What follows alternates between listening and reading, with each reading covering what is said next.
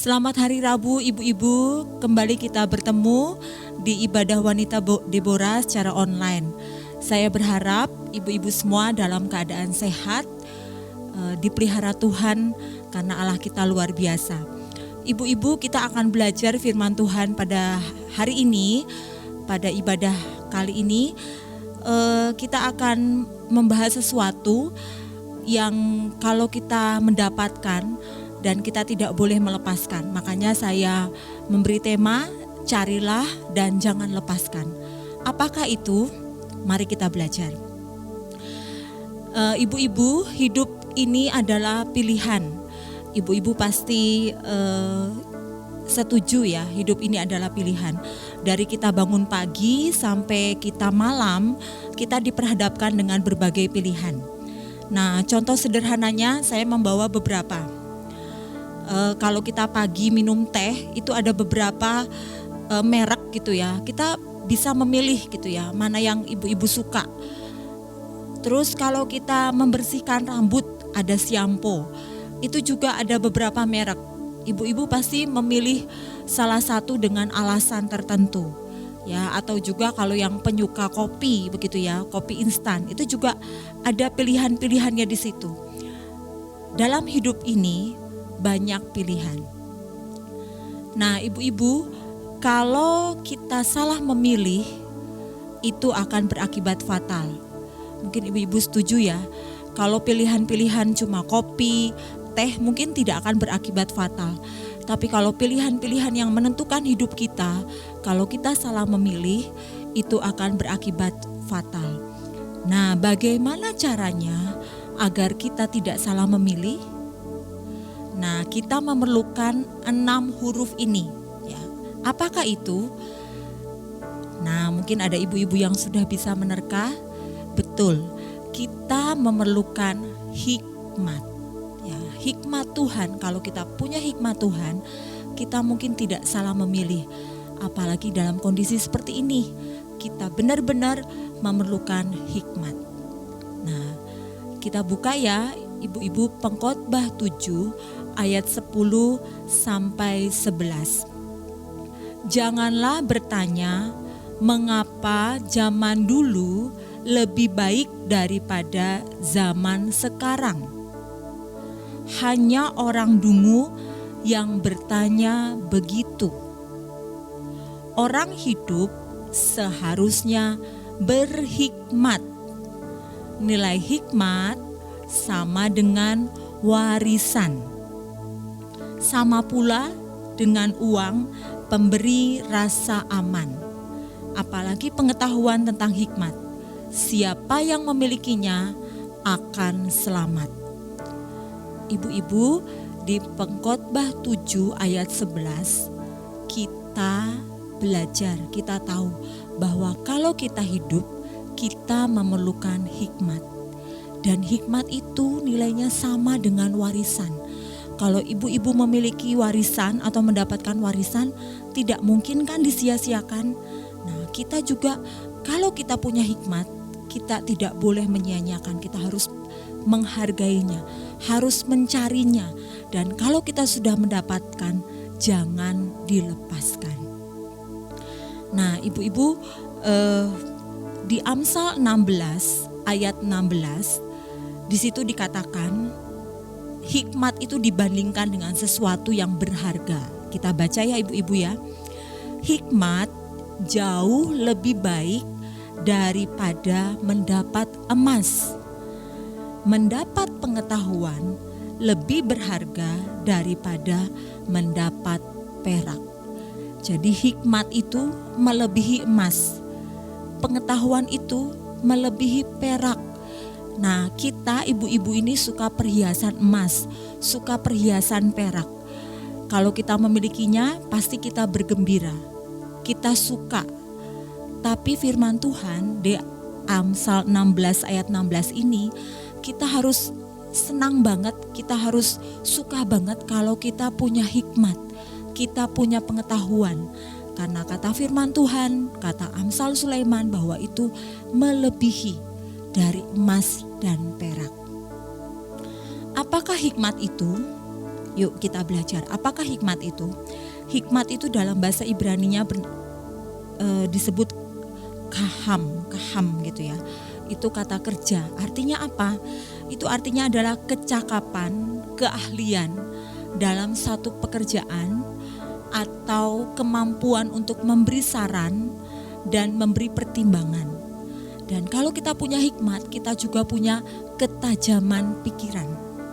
Nah, contoh di Alkitab tuh banyak sekali orang yang berhikmat. Salah satunya di Keluaran 35 ayat 30. Besaleel, anak Uri, cucu Hur, memiliki pengertian, kecakapan, dan kemampuan dalam segala hal karya seni. Nah, kata pengertian, kecakapan itu diberi kata aslinya, yaitu hakam gitu ya. Nah, apakah itu hikmat? Hikmat itu adalah pengertian, pemahaman, kecakapan yang harus kita miliki gitu ya. Nah, dalam bahasa kamus begitu, dalam bahasa Inggris hikmat itu disebut wisdom ya. Wisdom itu suatu pengertian dan pemahaman mengenai apa? Mengenai seseorang, mengenai suatu situasi ya yang kita sedang hadapi saat ini, mengenai satu peristiwa, mengenai suatu barang.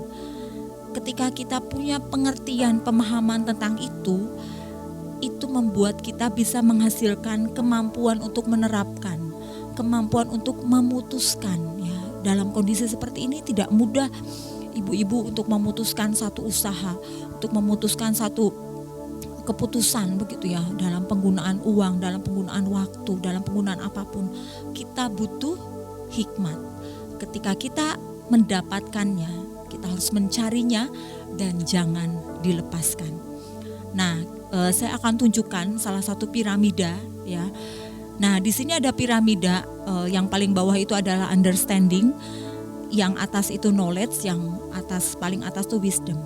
Orang-orang suka langsung ke atas, langsung ke wisdom gitu ya, langsung bijaksana. Ternyata kalau mengikuti piramida ini, kita tidak bisa ujuk-ujuk langsung bijaksana kalau kita tidak punya pemahaman, kalau kita tidak punya pengertian, tidak punya pengetahuan. Jadi pemahaman, pengertian, pengetahuan itu berguna untuk kita bisa memutuskan, untuk kita bisa mengasah pikiran kita yang tajam. Barulah kita bisa bijaksana, baru kita wisdom. Nah, ibu-ibu,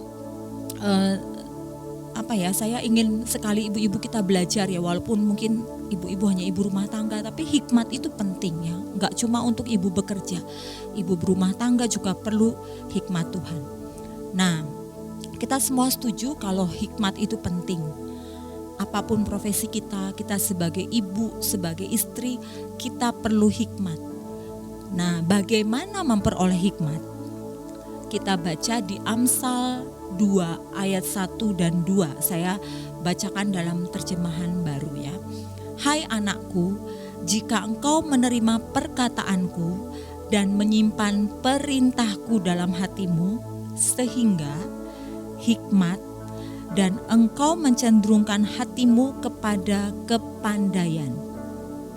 Jadi di sini menerima perkataanku, menyimpan perintahku ya. Saya bacakan lagi dalam bahasa Indonesia masa kini. Terimalah ajaran-ajaran anakku dan ingatlah selalu akan nasihat-nasihatku kepadamu. Perhatikan apa yang bijaksana dan berusahalah memahaminya. Bagaimana memperoleh hikmat? Yang pertama, kita mesti ibu-ibu? Menerima pengajaran ya. Tuhan Yesus itu, Allah kita itu pasti punya program pengajaran bagi kita semua ya. Dia punya satu desain gitu untuk kita yang harus kita lakukan, yang harus kita alami. Nah, berarti kalau kita menerima pengajaran, berarti kita menyetujui dan mengikuti program pengajaran yang Allah berikan kepada kita. Program pengajaran itu berupa apa aja toh? Bisa kebenaran firman Tuhan yang disampaikan oleh hamba-hamba Tuhan atau teman-teman kita. Atau bisa juga pengajaran Allah itu berupa peristiwa yang menyakitkan, peristiwa yang tidak sesuai dengan harapan kita. Atau pengajaran itu berupa orang-orang yang Tuhan datangkan dalam hidup kita, yang mungkin itu membuat hidup kita itu tidak nyaman. Itulah program pengajaran yang Allah berikan kepada kita.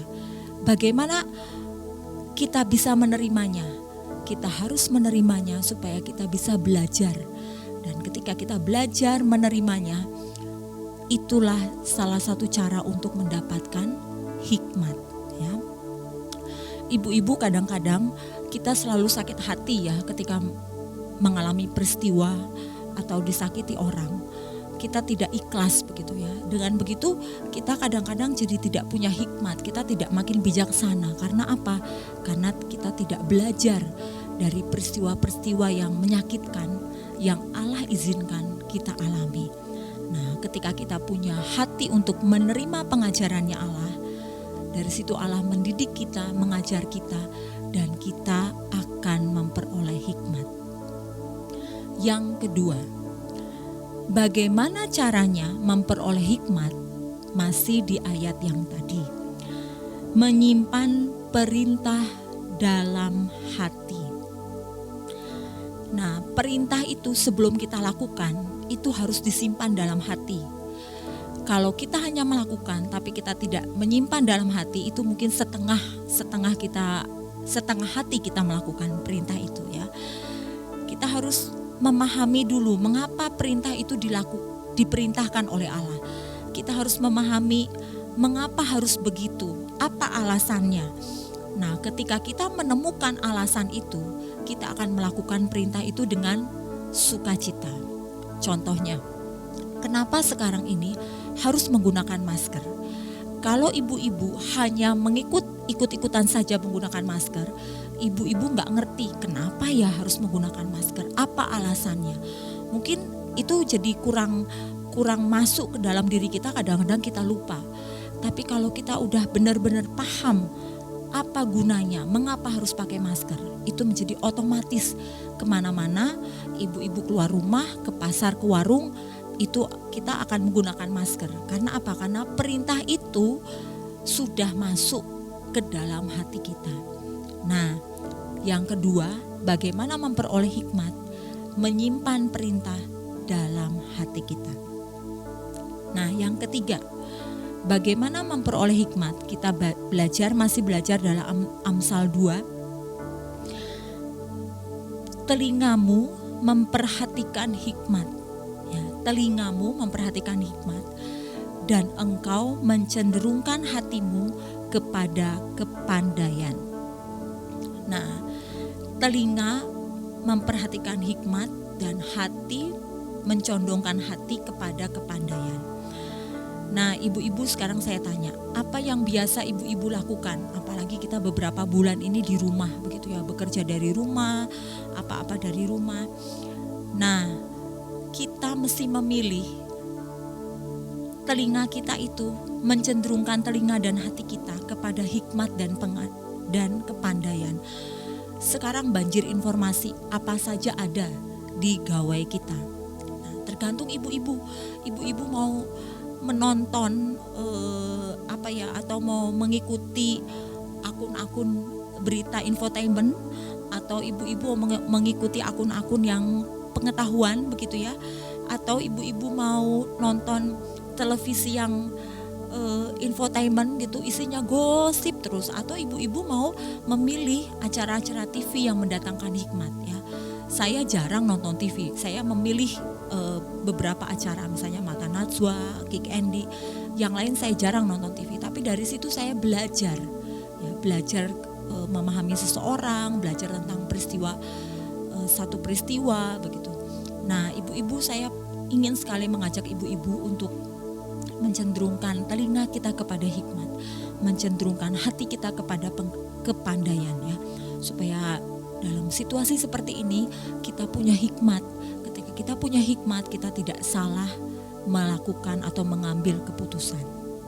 Nah, jadi kesimpulannya, bagaimana memperoleh hikmat? Yang pertama, mau menerima pengajaran ya, program pengajarannya Allah terhadap hati kita, terhadap hidup kita. Yang kedua, menyimpan perintah-perintahnya Tuhan itu dalam hati kita. Dan yang ketiga, telinga kita memperhatikan hikmat dan hati kita mencenderungkan hati kita kepada kepandaian. Nah, bagaimana memperoleh hikmat? Yang paling penting itu belajar kepada siapa? Tuhan Yesus. Ya. Tuhan Yesus itu sang guru agung kita. Jadi kalau ibu-ibu baca kisah-kisah Alkitab, Tuhan Yesus itu sangat berhikmat ya. Bagaimana dia harus menjawab orang-orang Farisi yang menuduh wanita berzina, yang kedapatan berzina. Tuhan Yesus tuh jawabannya tuh singkat tapi jitu begitu ya. Dan kita belajar bagaimana Tuhan Yesus berbeda menanggapi ketidakpercayaan Thomas begitu, dan juga menanggapi kecewanya Petrus begitu. Dan benar-benar Tuhan Yesus itu luar biasa, punya hikmat karena dia Allah sendiri. Karena itu ibu-ibu, dekatlah dengan Tuhan Yesus, belajarlah dari dia ya. Kalau ibu-ibu sehari itu bisa membuka gawai gitu ya, atau laptop itu berapa jam, tapi berapa jam ibu-ibu belajar dari Tuhan Yesus lewat firman-Nya. Nah, harus kita tingkatkan karena kita butuh hikmat pada masa seperti ini. Nah, saya akan bacakan satu lagi. Alangkah senangnya orang bijaksana, ia tahu jawaban atas segala sesuatu. Hikmat membuat dia tersenyum gembira, sehingga wajahnya cerah senantiasa. Nah, ibu-ibu, kalau kita punya hikmat, kita jadi bijaksana, kita jadi mengerti, tahu jawaban gitu ya. Dan hikmat itu juga membuat kita bisa tersenyum. Masalah tuh pasti ada. Makin ke depan ini bukan masalah makin sedikit ya, makin ada, makin banyak. Tapi kita dapat hikmat Tuhan, kita bisa memutuskan apa yang baik, apa yang berkenan di hadapan Tuhan. Mari ibu-ibu jangan cuma suka belajar yang infotainment gitu ya, suka lihat-lihat yang gosip-gosip. Kita mulai belajar firman Tuhan, kita mulai belajar banyak hal. Kalau tentang virus corona seperti apa toh ibu-ibu belajar ya dari beberapa akun yang kita bisa pelajari begitu, supaya kita bisa tahu, dan ketika anak-anak bertanya kita bisa memberi jawaban. Nah, bijaksana itu karena kita punya hikmat. Tapi hikmat itu juga diawali karena kita punya pengetahuan. Ya, pengetahuan itu bisa ditemukan kalau kita suka belajar.